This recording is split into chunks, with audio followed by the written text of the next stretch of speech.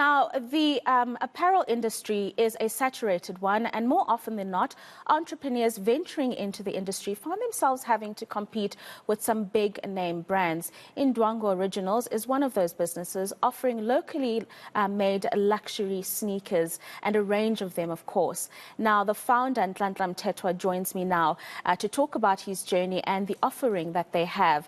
Thank you very much for joining us this morning and for bringing the range of footwear that you are offering to the market. Tell us about the journey. This is an industry that globally is a popular one, and every entrepreneur wants a slice of it. So what made you get into it?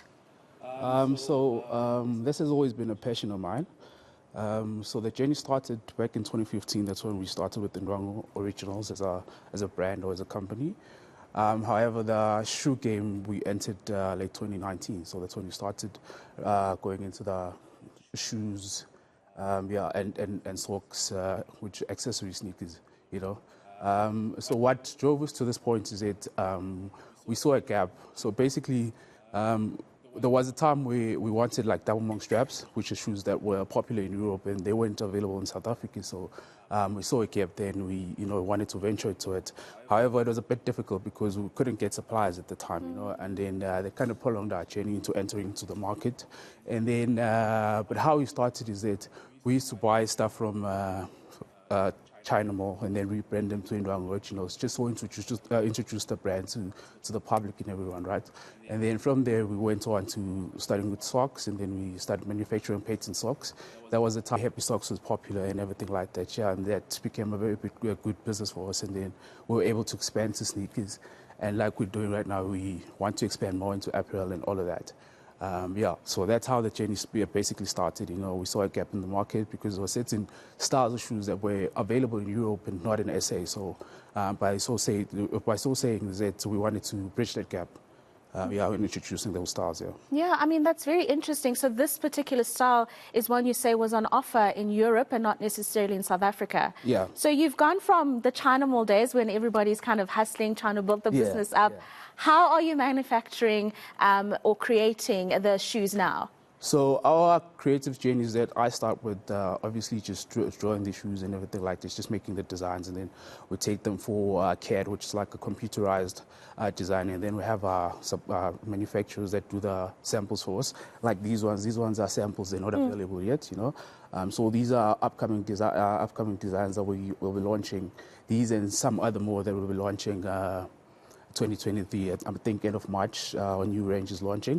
But currently, this is our classic sneakers. So this is like a classic sneaker. It draws back to, when sneakers were starting out, when your Nikes were starting out and New Balances were starting out. Because obviously, the whole sneaker taking game started with running shoes. When Full Night and all of them were creating sneakers, they were basically catering for the running market.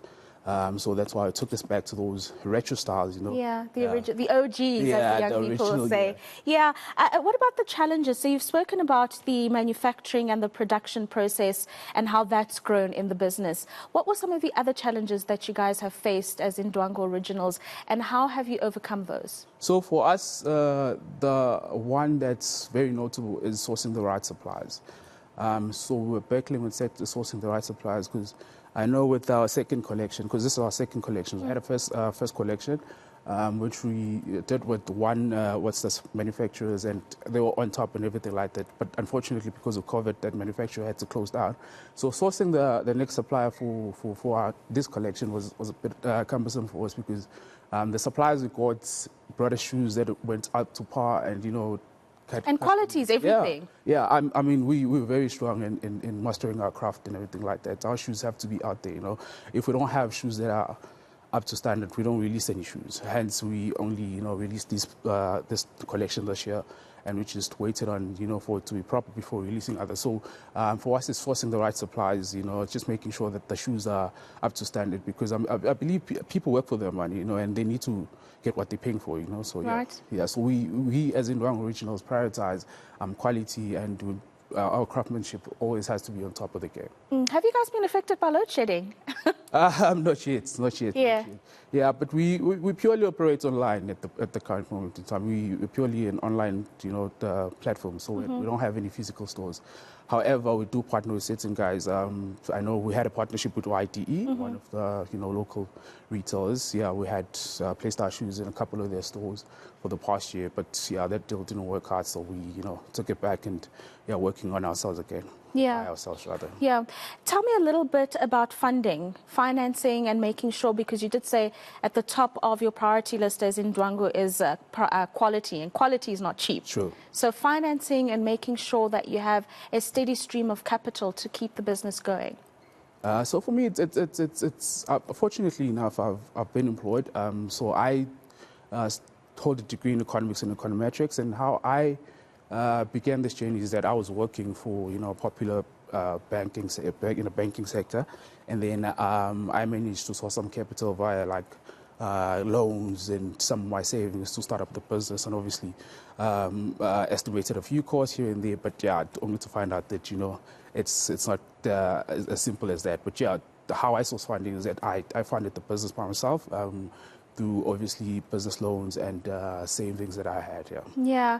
Have you been able to create any employment opportunities for the business in terms of the growth of the team since you guys started the business? Yes. We're working with a peer guys that are solely responsible for marketing the business and just getting it out there, and just trying to source new business for us in terms of partnership and all of that.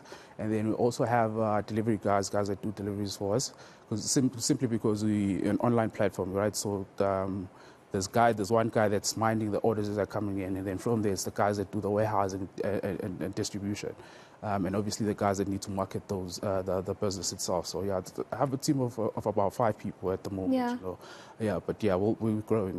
Of course. And is there a reason? Because I'm finding it very interesting that you speak of partnerships. You had one with YDE, and you're looking for new opportunities. Is there a reason that Indwangu is going for partnerships instead of maybe opening their own flagship store in a mall or wherever it may be? So that is something in the pipeline, right? Because when we started, honestly, we were looking to get into the e-commerce business. We wanted to master that. But now we see that South Africans are not very, not yet. Yeah, you have to create a hybrid. Yeah. So we're not there yet as a country in terms of relying solely on our online platform or e-commerce system. So that's why we are looking to venture into opening a flagship store sometime next year. When our new collection comes, it will come with a flagship store. So that's something also in the pipeline. Yes. Yeah. So that's very exciting for you guys. What about venturing outside of South Africa? Is that a conversation that you're sitting down and talking with your team? And what would your target market be if you went out of SA? So we've had during this week we had a guy from USA approaching us about our sneakers, wanting to partner with us in terms of us exporting stuff into there. But our aim has always been being able to create something we can export out there, you know, something that's not available outside there. Hence, the name Indwangu Originals, Indwangu being, township slang for maybe, nice costumes or whatever, So we wanted to get something that we can export. So it's always been something that we wanted to do, to bridge the gap that, okay, cool, as much as they bring the product to us, we also can export. So we in the verge of creating the perfect sneaker for us to export, I don't know if the perfect does not exist, but let's see if Indwangu can create perfect. We'll see with you guys. You'll be the first for us. So, there are a lot of locally produced sneaker brands and shoe brands that have come up over the years. What is the one marketing tool or branding tool that Indwangu uses to stand out from the rest, instead of just being on the same par as every other local brand that may be existing right now? So I would say we let our shoes speak for themselves, as we put strong emphasis on craftsmanship and just making sure that the shoes are proper standards. And that in turn kind of puts us out there, and people recommend you all the recommendations that this is a good shoe, the quality, the service and everything like that, So our business is customer orientated, so everything starts and ends with the customer with us. So everything, we make sure that the customer is happy in terms of the shoe quality and the customer experience on its own. And we also have something called a follow-up, like after you buy shoes, then would call you and ask you, is the shoe nice? What do you think we can improve on our shoe? And that on its own builds up our own, client base, and yeah, we retain a whole lot of clients because of that, and word of mouth gets along, and that's how we go about it.